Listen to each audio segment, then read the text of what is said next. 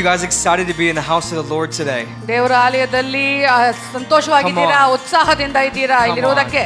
What an honor to be able to worship the Lord and hear from the Word of God and hear from the Spirit. ನಾವು ಕರ್ತನನ್ನು ಆರಾಧಿಸುವಂತವರಾಗಬೇಕು, ದೇವರ ವಚನವನ್ನು ಕೇಳುವಂತವರಾಗಬೇಕು, ದೇವರ ಆತ್ಮ ನಮ್ಮ ಜೊತೆಲಿ ಏನು ಮಾತನಾಡ್ತಿದ್ದಾನೆ ಅದಕ್ಕೆ ನಾವು ಕಿವಿಗೊಡುವವರಾಗಬೇಕು. How many know that above all Jesus is worthy to be praised? ಎಲ್ಲದಕ್ಕಿಂತ ಹೆಚ್ಚಾಗಿ ಯೇಸು ಕ್ರಿಸ್ತನು ಆತನು ಯೋಗ್ಯನಾಗಿದ್ದಾನೆ ನಮ್ಮ ಆರಾಧನೆಗೆ ಅನ್ನೋದು ಎಷ್ಟು ಚೆನ್ನಾಗಿ ಗೊತ್ತು. In everything that we aim to do, we must lift up the name of Jesus. ನಾವು ಮಾಡುವಂತ ಪ್ರತಿಯೊಂದು ಸಂಗತಿಗಳಲ್ಲೂ ಎಲ್ಲದಕ್ಕಿಂತ ಹೆಚ್ಚಾಗಿ ಯೇಸುವಿನ ನಾಮವನ್ನ ನಾವು ಮೇಲಕ್ಕೆತ್ತುವವರಾಗಬೇಕು. So please stand up, and I want us to just worship the Lord real quick. Praise him, clap your hands because he's amongst us right now. ದಯವಿಟ್ಟು ನಾವೆಲ್ಲರೂ ಎದ್ದು ನಿಂತುಕೊಳ್ಳೋಣ, ನಾವು ಸ್ತೋತ್ರ ಮಾಡೋಣ, ಆರಾಧನೆಯನ್ನು ಮಾಡೋಣ, ಯಾಕಂದ್ರೆ ಆತನು ನಮ್ಮ ಮಧ್ಯದಲ್ಲಿದ್ದಾನೆ. Hallelujah. Thank you, Jesus, that you'll bless this place right now. ಈ ಸ್ಥಳವನ್ನು ಆಶೀರ್ವದಿಸಕ್ಕಾಗಿ ನಿಮಗೆ ವಂದನೆ ಕರ್ತನಾದ ದೇವರೇ. Lord, bless my words right now. ನನ್ನ ವಚನಗಳನ್ನು ಕರ್ತನಾದ ದೇವರೇ ನೀನು ಆಶೀರ್ವದಿಸು. Jesus, I pray for open hearts. ನಾನು ಪ್ರಾರ್ಥನೆ ಮಾಡ್ತೇನೆ, ತೆರೆದ ಹೃದಯಗಳಿರಲಿ. Jesus, I pray for an open heaven. ಒಂದು ತೆರೆದ ಒಂದು ಸ್ವರ್ಗವು ಕರ್ತನೆ. God, let everybody receive downloads from the Holy Spirit even right now. ಈಗಲೂ ಕೂಡ ಪರಿಶುದ್ಧಾತ್ಮನಿಂದ ಕರ್ತನಾದ ದೇವರೇ ಸ್ವರ್ಗದಿಂದ ಡೌನ್ಲೋಡ್ಸ್ಗಳನ್ನ ಹೊಂದಿಕೊಳ್ಳಲಿ. Lord, I myself cannot give them anything. ನಾನು ನನ್ನ ಸ್ವತಃ ಸ್ವಂತಿಕೆಯಿಂದ ಅವರಿಗೆ ಏನನ್ನು ಕೊಡ್ಲಿಕ್ಕೆ ಆಗುವುದಿಲ್ಲ. But it's not by might but by the Spirit of the Lord. ಆದ್ರೆ ಬಲದಿಂದಲ್ಲ, ಇದೆಲ್ಲವೂ ಕೂಡ ಪರಿಶುದ್ಧಾತ್ಮನಿಂದ ಮಾತ್ರ. In Jesus' name. ಯೇಸುವಿನ ನಾಮದಲ್ಲಿ. Amen. You may be seated. ದಯವಿಟ್ಟು ಕುಳಿತುಕೊಳ್ಳಬಹುದು. Today I want to talk to you about love that moves you to action. ಇವತ್ತು ನಾನು ಯಾವ ಪ್ರೀತಿಯ ಬಗ್ಗೆ ಮಾತನಾಡ್ತೇನೆ ಅಂದ್ರೆ ಆ ಪ್ರೀತಿ ನಿಮ್ಮನ್ನ ಕಾರ್ಯ ಮಾಡುವಂತೆ ನಡೆಸುವಂತ ಪ್ರೀತಿ. Love for Jesus that transforms you. ಯೇಸುವಿನ ಮೇಲಿರುವಂತ ಪ್ರೀತಿ ನಿಮ್ಮ ಜೀವಿತವನ್ನ ರೂಪಾಂತರಗೊಳಿಸುವಂತದ್ದು. Love for Jesus that makes you want to change. ಯೇಸುವಿನ ಪ್ರೀತಿ ಎಂತದ್ದು ಅಂತಂದ್ರೆ ನಿಮ್ಮ ಜೀವಿತವನ್ನ ಬದಲಾಯಿಸಿಕೊಳ್ಬೇಕು ಅಂತ ಬಯಸುವಂತದ್ದು. If you keep this love burning, ಈ ಪ್ರೀತಿಯನ್ನ ನಿಮ್ಮ ಜೀವಿತದಲ್ಲಿ ಉರಿಯುವಂತೆ ಇಟ್ಕೊಂಡ್ರೆ you cannot stay the same in the same season that you were in. ನೀವು ಯಾವ ಕಾಲದಲ್ಲಿ ಇದ್ದೀರೋ ಇದ್ದ ಹಾಗೆ ನೀವು ಇರುವುದಿಲ್ಲ. And I don't preach to you something that I haven't experienced. ನಾನು ಅನುಭವಿಸದೆ ಆಗದೆ ಇರುವಂತ ಸಂಗತಿಯನ್ನು ನಾನು ನಿಮ್ಮ ಜೊತೆ ಬೋಧನೆ ಮಾಡ್ತಿಲ್ಲ. And so I also share personally what the Lord has done in my life. ವೈಯಕ್ತಿಕವಾಗಿ ಕೂಡ ಕರ್ತನು ನನ್ನ ಜೀವಿತದಲ್ಲಿ ಏನನ್ನ ಮಾಡಿದ್ದಾರೋ ಅದನ್ನೇ ನಾನು ನಿಮಗೆ ಹೇಳ್ತಾ ಇದ್ದೇನೆ.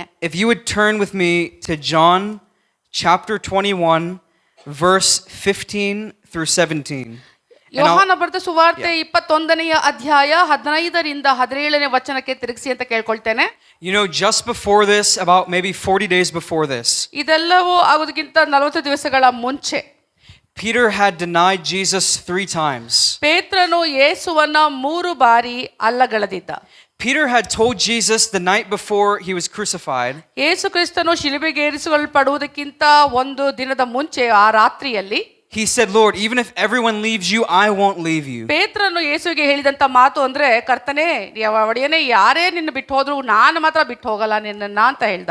But Jesus told him, Peter, truly I tell you that even before the rooster crows 3 times, you will deny me 3 times. ಆದ್ರೆ ಯೇಸು ಅವನಿಗೆ ಪ್ರತ್ಯುತ್ತರವನ್ನ ಹೇಳಿದೇನು ಅಂತಂದ್ರೆ, ಕೋಳಿ 3 ಬಾರಿ ಕೂಗುವಷ್ಟರಲ್ಲಿ ನೀನು ನನಗೆ 3 ಬಾರಿ ಅಲ್ಲಗೆಳ್ದಿರ್ತೀಯಾ ಅಂತ ಹೇಳಿದ. And that's exactly what happened. ಅದೇ ಆ ರೀತಿಯಲ್ಲೇ ಆಯಿತು. Peter went to where Jesus was being accused. ಯೇಸುವನ್ನ ಆರೋಪ ಸಲ್ಲಿಸುವಂತ ಸಮಯದಲ್ಲಿ ಅಲ್ಲಿ ಪೇತ್ರನು ಹೋಗಿದ್ದ. And he was sitting amongst a campfire. ಆತನು ಅಲ್ಲಿ ಕ್ಯಾಂಪ್ ಫೈರ್ ಮಧ್ಯದಲ್ಲಿ ಕುತ್ಕೊಂಡಿದ್ದಾಗ And then people began to ask him, aren't you with the man? ಜನರು ಅಲ್ಲಿ ಸುತ್ತಮುತ್ತಲಿರುವಂತವರು ಪೇತ್ರನ ಹತ್ರ ಪ್ರಶ್ನೆ ಮಾಡ್ತಾರೆ, ನೀನು ಅದೇ ವ್ಯಕ್ತಿ ಅಲ್ವಾ? No, I don't know the man. ಯೇಸು ಜೊತೆ ಇದ್ದವನು ನೀನಲ್ವಾ ಅಂದ್ರೆ, ಇಲ್ಲ ಅವನು ಯಾರು ಅಂತ ಗೊತ್ತಿಲ್ಲ ಅಂತ. Aren't you a Galilean, a part of his group? ನೀನು ಆ ಗಲಿಲಾಯದ ವ್ಯಕ್ತಿ ಅಲ್ವಾ, ಅವನು ಆ ಜನರ ಗುಂಪಿನ ಜೊತೆ ನೀನು ಕೂಡ ಇದ್ದೆ ಅಲ್ವಾ ಅಂತ ಕೇಳಿದಾಗ And Peter went to the point of cursing, saying, I never even met the man. ಪೇತ್ರನು ಎಷ್ಟು ಮಟ್ಟಿಗೆ ಮಾತನಾಡ್ದ ಅಂದ್ರೆ, ಶಪಿಸುವಷ್ಟರ ಮಟ್ಟಿಗೆ ಆತನು ಮಾತನಾಡ್ದ, ನನಗೆ ಗೊತ್ತಿಲ್ಲ ಆ ವ್ಯಕ್ತಿ ಯಾರು ಅಂತ. In this moment, Peter loved in word. ಈ ಕ್ಷಣದಲ್ಲಿ ಪೇತ್ರ ಕರ್ತನನ್ನ ಪ್ರೀತಿಸಿದ್ದು ಬರೀ ಮಾತುಗಳಿಂದ ಮಾತ್ರ. But he failed in deed. ಆದ್ರೆ ಕಾರ್ಯದಲ್ಲಿ ಅವನು ಸೋತೋಗಿದ್ದ. But in the passage we just read, when Jesus is sitting and talking to Peter now, ನಾವು ಈ ಓದುವಂತ ಅಧ್ಯಾಯದಲ್ಲಿ ಯೇಸು ಕ್ರಿಸ್ತನು ಕುತ್ಕೊಂಡು ಪೇತ್ರನ ಜೊತೆ ಮಾತನಾಡುವಂತ ಒಂದು ಸನ್ನಿವೇಶದಲ್ಲಿ Jesus reinstates Peter. ಯೇಸು ಆ ಪೇತ್ರನನ್ನ ಮತ್ತೆ ಆತನ ಸ್ಥಾನಕ್ಕೆ ತಂದು ಒಡ್ಡುತ್ತಾನೆ. He restores him. ಆತನನ್ನ ಪುನರ್ಸ್ಥಾಪನೆ ಮಾಡ್ತಾನೆ. Just like the 3 times he denied Jesus, ಯಾವ ರೀತಿಯಲ್ಲಿ 3 ಬಾರಿ ಯೇಸು ಕ್ರಿಸ್ತನನ್ನ ಪೇತ್ರನು ನಿರಾಕರಿಸ್ತಾನೋ, now 3 times he claimed his love before Jesus. ಅದೇ 3 ಬಾರಿ ಆತನು ಯೇಸುವಿನ ಮೇಲಿಟ್ಟಿರುವಂತ ಪ್ರೀತಿಯ ಮೂಲಕವಾಗಿ ತನ್ನ ಒಂದು ಜಾಗವನ್ನ ಮತ್ತೆ ಪಡ್ಕೊಳ್ತಾನೆ. When Peter declares his love, then Jesus says, "Feed my lambs, tend my sheep, and feed my sheep." ನಾವು ನೋಡ್ತೇವೆ ಪೇತ್ರನು ತನ್ನ ಪ್ರೀತಿಯನ್ನ ಯೇಸುವಿಗೆ ಸಾರಿದಾಗ ಯೇಸು ಯಾವ ರೀತಿಯಲ್ಲಿ ಕುರಿಗಳನ್ನ ಮೇಯಿಸು, ಕುರಿಗಳನ್ನ ಕಾಯಿ, ಕುರಿಗಳನ್ನ ನೋಡಿಕೋ, ಮೇಯಿಸು ಅಂತ ಹೇಳ್ತಾನೆ ಅನ್ನೋದನ್ನ ನೋಡ್ತೇವೆ 3 ಬಾರಿ. And I tell you, after this point, Peter indeed showed his love through his deeds and his work and not just through his words. ಈ ಒಂದು ಆ ಸಮಯ ಸನ್ನಿವೇಶ ಆದಮೇಲೆ ನಾವು ನಿಜವಾಗಿ ನೋಡ್ತೇವೆ ಪೇತ್ರನು ಯಾವ ರೀತಿಯಲ್ಲಿ ಬರೀ ಮಾತುಗಳಿಂದ ಯೇಸು ಕ್ರಿಸ್ತನನ್ನ ಪ್ರೀತಿಸಲಿಲ್ಲ, ಕಾರ್ಯರೂಪವಾಗಿ ಆತನು ಮಾಡಿ ತೋರಿಸಿದ ಆತನ ಪ್ರೀತಿಯನ್ನ ತೋರಿಸಿದ್ದನ್ನ ನೋಡ್ತೇವೆ. And Jesus started his church through Peter. ಯೇಸು ತನ್ನ ಸಭೆಯನ್ನ ಪೇತ್ರನ ಮೂಲಕವಾಗಿ ಪ್ರಾರಂಭಿಸುವುದನ್ನು ನಾವು ಕಾಣ್ತೇವೆ. All his life Peter would preach the gospel. ಪೇತ್ರನ ಇಡೀ ಜೀವನ ಪರ್ಯಂತ ಯೇಸುವಿನ ಸುವಾರ್ತೆಯನ್ನ ಆತನು ಸಾರಿದನು. He would suffer persecution even to the point of death. ಆತನು ಮರಣಾವಸ್ಥೆಗೆ ತಲುಪುವಷ್ಟು ಮಟ್ಟಿಗೆ ಆತನು ಹಿಂಸೆ ಉಪದ್ರವಗಳಲ್ಲಿ ಹಾದು ಹೋದವನು. And this time he did not back down. ಆದ್ರೆ ಇಂಥ ಸಮಯಗಳಲ್ಲಿ ಆತನು ಹಿಂದೆ ಸರಿಯಲಿಲ್ಲ. During this whole process in Peter's life, ಪೇತ್ರನ ಜೀವಿತದ ಈ ಎಲ್ಲಾ ಪ್ರಕ್ರಿಯೆಗಳಲ್ಲಿ he learned one thing. ಒಂದು ಸಂಗತಿಯನ್ನ ಆತನು ಕಲ್ತ್ಕೊಂಡ. To love Jesus not only in word but also in deed. ಬರೀ ಮಾತುಗಳಿಂದ ಮಾತ್ರ ಯೇಸುವನ್ನ ಪ್ರೀತಿಸದೆ ಕಾರ್ಯರೂಪವಾಗಿ ಆತನು ಪ್ರೀತಿಸಬೇಕು ಅನ್ನೋದನ್ನ ಕಲ್ತ್ಕೊಂಡ. And how many know that we have people like this in church? ಎಷ್ಟು ಜನರಿಗೆ ಗೊತ್ತಿದೆ ನಮ್ಮ ವಿರುದ್ಧವಾಗಿ In church, we have people like this ಸಭೆಯಲ್ಲಿ ನಮ್ಮ inside the church. ವಿರುದ್ಧವಾಗಿ ಜನರುಗಳು ಇರ್ತಾರೆ ಅನ್ನೋದು ಎಷ್ಟು ಮಟ್ಟಿಗೆ ಗೊತ್ತಿದೆ. They say with their mouth that they love Jesus, ಜನರು ನಾನು ಯೇಸುವನ್ನ ಪ್ರೀತಿಸ್ತೀನಿ ಅಂತ ಬರೀ ಮಾತುಗಳಿಂದ ಹೇಳ್ತಾರೆ, but yet not enough for action. ಆದ್ರೆ ಕಾರ್ಯ ರೂಪದಲ್ಲಿ ಅವರು ಇನ್ನು ಬಂದೇ ಇರೋದಿಲ್ಲ. They honor the Lord with their lips, but their hearts are far from him. ಅವರು ಕರ್ತನನ್ನ ಬರೀ ತುಟಿಗಳಿಂದ ಮಾತ್ರ ಗೌರವಿಸ್ತಾರೆ, ಆದ್ರೆ ಆತನಿಂದ ದೂರ ಇರುವಂತವರಾಗಿರ್ತಾರೆ. In Revelation chapter 2 verse 4, ಪ್ರಕಟಣೆಯ ಪುಸ್ತಕ 2ನೇ ಅಧ್ಯಾಯ 4ನೇ ವಚನ, we see a church that left their first love. ನಾವು ನೋಡ್ತೇವೆ ಯಾವ ಸಭೆಯು ತನ್ನ ಮೊದಲನೆಯ ಪ್ರೀತಿಯನ್ನ ಕಳ್ಕೊಂಡಿದ್ದನ್ನ ನಾವು ನೋಡ್ತೇವೆ ಇಲ್ಲಿ. Jesus said, "Nevertheless I have this against you, that you have left your first love." ಅದಕ್ಕಾಗಿ ಈ ವಚನದಲ್ಲಿ ಹೇಳಲ್ಪಟ್ಟಿದೆ, ಆದರೆ ಮೊದಲು ನಿನಗಿದ್ದ ಪ್ರೀತಿಯನ್ನು ನೀನು ಬಿಟ್ಟು ಬಿಟ್ಟಿದ್ದೀ ಎಂದು ನಾನು ನಿನ್ನ ಮೇಲೆ ತಪ್ಪು ಹೊರಿಸಬೇಕಾಗುತ್ತದೆ. What love is this? ಈ ಪ್ರೀತಿ ಯಾವುದು? The agape love. ಅಗಪೆ Preethi. This is not just a simple weak love. ಇದು ಬಲಹೀನವಾದ ಒಂದು ಸರಳವಾದ ಪ್ರೀತಿ ಅಲ್ಲ. Jesus is talking about the God kind of love. ಯೇಸು ಇಲ್ಲಿ ಯಾವ ಪ್ರೀತಿ ಹೇಳ್ತಿದ್ದಾನೆ ಅಂತಂದ್ರೆ ದೇವರು ಪ್ರೀತಿಸುವ ಪರಿಯ ಪ್ರೀತಿ ಇದು ಹೇಳ್ತಾ ಇದೆ. Do you know the love that they left? They lost, ಜನರು ನಾವುಗಳು ಕಳೆದುಕೊಂಡಂತ ಪ್ರೀತಿ ಎಂತದ್ದು ಅಂತ ಗೊತ್ತಿದ್ಯಾ? This agape love that Jesus talked about. ಈ ಅಗಪೆ ಪ್ರೀತಿ ಯೇಸು ಹೇಳಿದಂತ ಒಂದು ಪ್ರೀತಿ.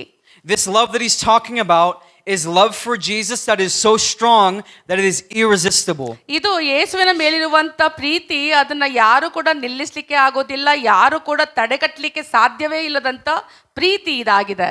It knows no limits. ಅದಕ್ಕೆ ಯಾವುದೇ ಮಿತಿ ಅನ್ನುವಂಥದ್ದು ಇಲ್ಲ. It has no boundary ಯಾವುದೇ ಎಲ್ಲೆ ಅನ್ನೋದಿಲ್ಲ.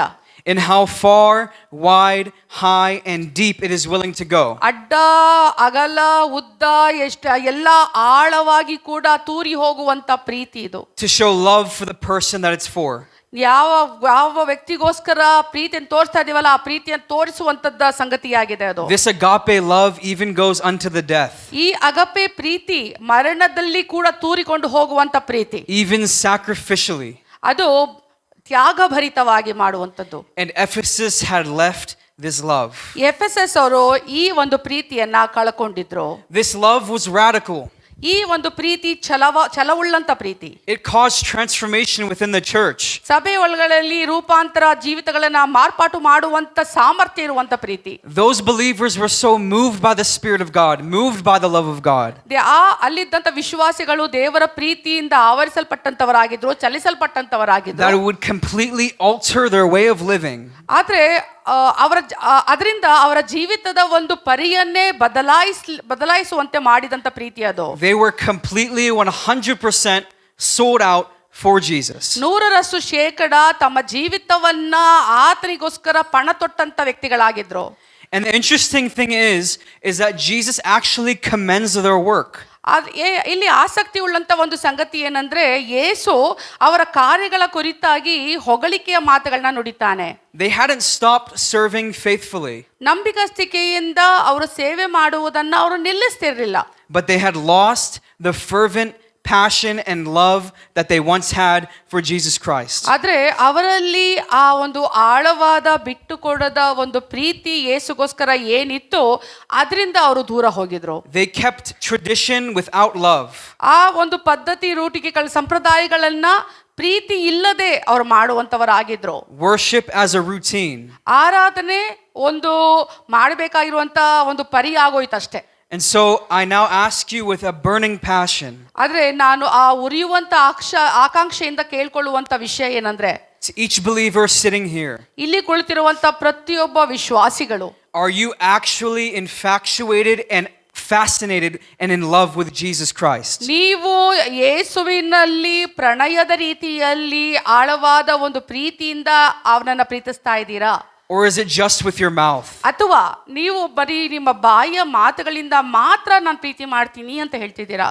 Are you just like the people in John chapter 6 verse 26? 6ನೇ ಅಧ್ಯಾಯ ಯೋಹಾನ ಬರೆದ ಸುವಾರ್ತೆ 26ನೇ ಅಧ್ಯಾಯದಲ್ಲಿ ಇರುವಂತ ವಿಶ್ವಾಸಿಗಳ ರೀತಿಯಲ್ಲಿ ನೀವಿದ್ದೀರಾ? They had seen Jesus feed 5,000 people.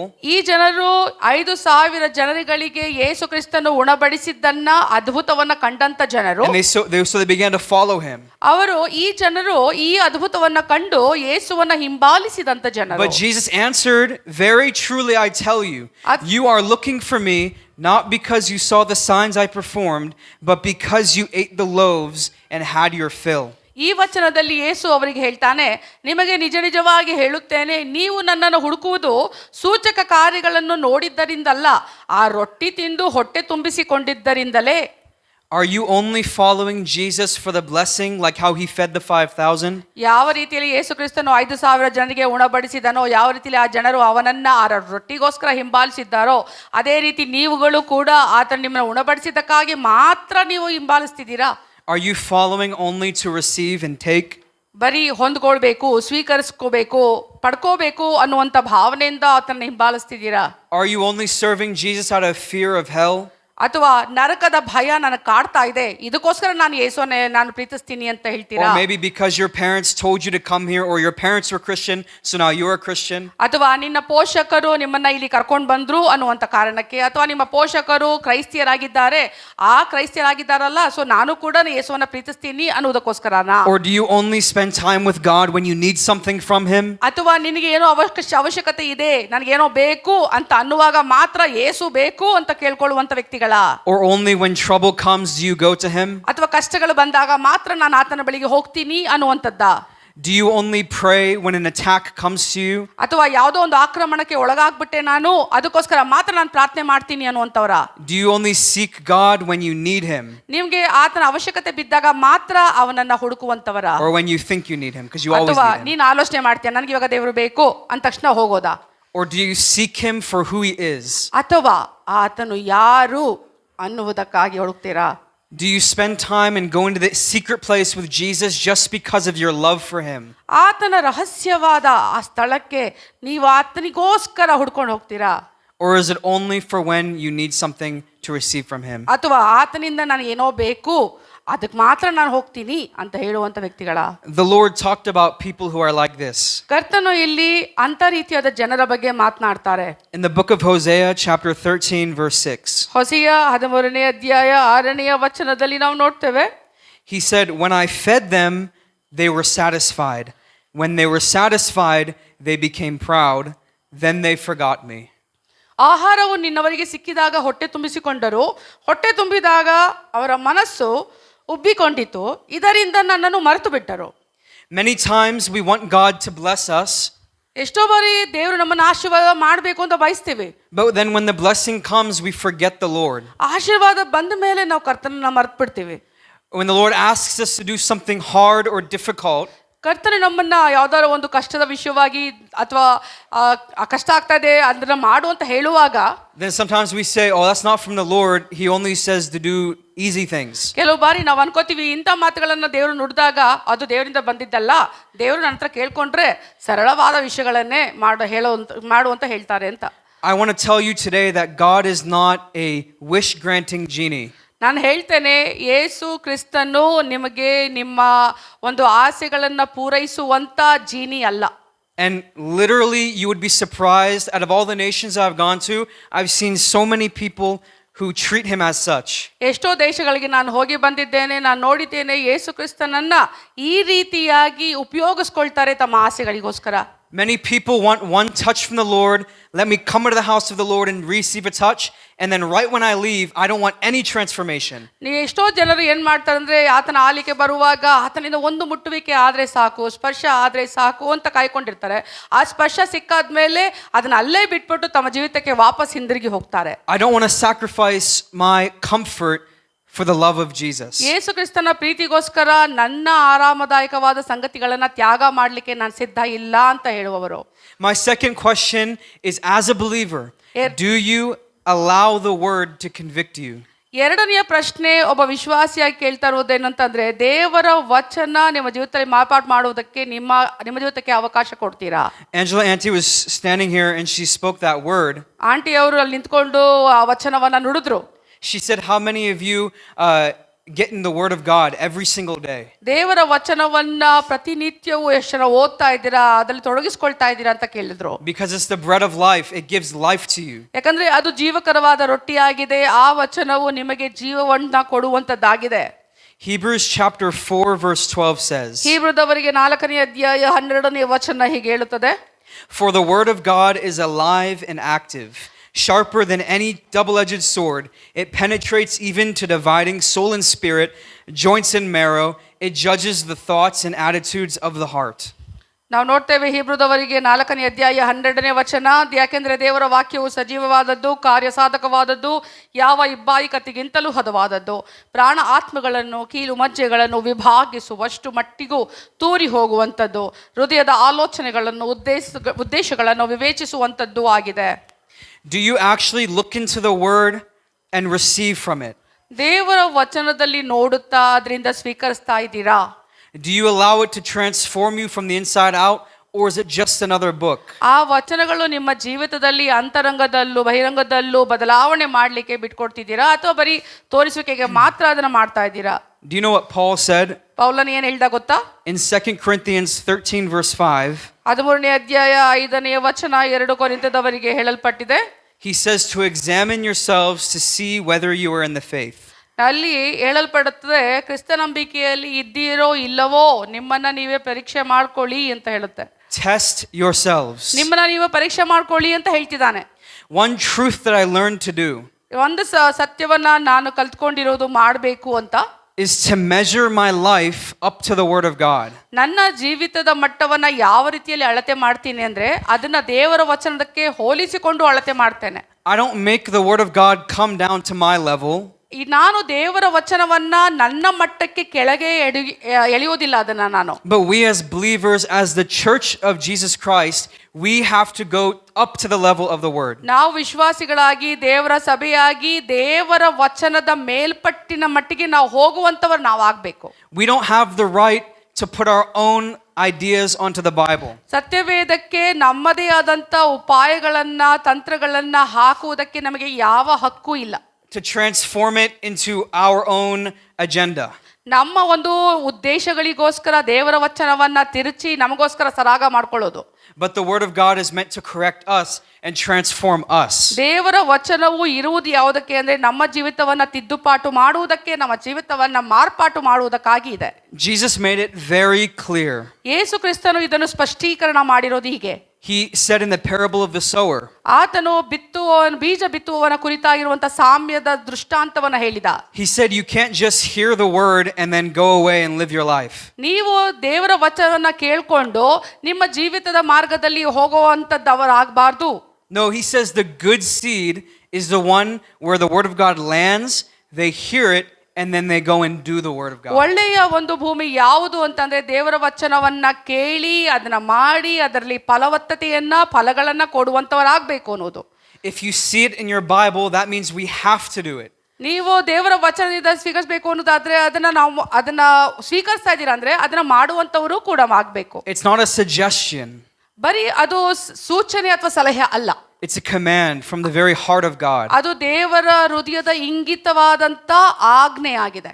And you should see it manifest in your life. ನಿಮ್ಮ ಜೀವಿತದಲ್ಲಿ ಅದು ಕಾರ್ಯರೂಪಕವಾಗಿ ಸದೃಶವಾಗುವುದನ್ನು ನೀವು ಕಾಣಬೇಕು. I'll tell you one story about my own conviction with this, what I'm speaking about. ನಾನು ಏನು ಮಾತನಾಡ್ತಿದ್ದೀನಿ ಈ ವಿಷಯದ ಕುರಿತಾಗಿ ನನ್ನ ಜೀವಿತದಲ್ಲಿ ಆದಂತ ಒಂದು ಮನವರಿಕೆಯ ವಿಷಯವಾಗಿ ಹೇಳ್ಕೊಳ್ತೇನೆ. I was reading 1 John. ನಾನು ಮೊದಲನೆಯ ಯೋಹಾನ ಪುಸ್ತಕವನ್ನು ಓದುವಾಗ The entire book. ಆ ಇಡೀ ಪುಸ್ತಕವನ್ನ ನಾನು ಓದಿದಾಗ It's only 5 chapters. ಬರೀ 5 ಅಧ್ಯಾಯಗಳು ಮಾತ್ರ. But I would begin to read that word. ಆ ವಚನಗಳನ್ನು ಓದೋದಕ್ಕೆ ಪ್ರಾರಂಭಿಸಿದಾಗ And the Spirit of the Lord convicted me so deeply. ದೇವರಾತ್ಮನು ನನ್ನ ಜೀವಿತದಲ್ಲಿ ಎಷ್ಟು ಬಲವಾಗಿ ಮನವರಿಕೆಯನ್ನ ಕೊಟ್ಟ.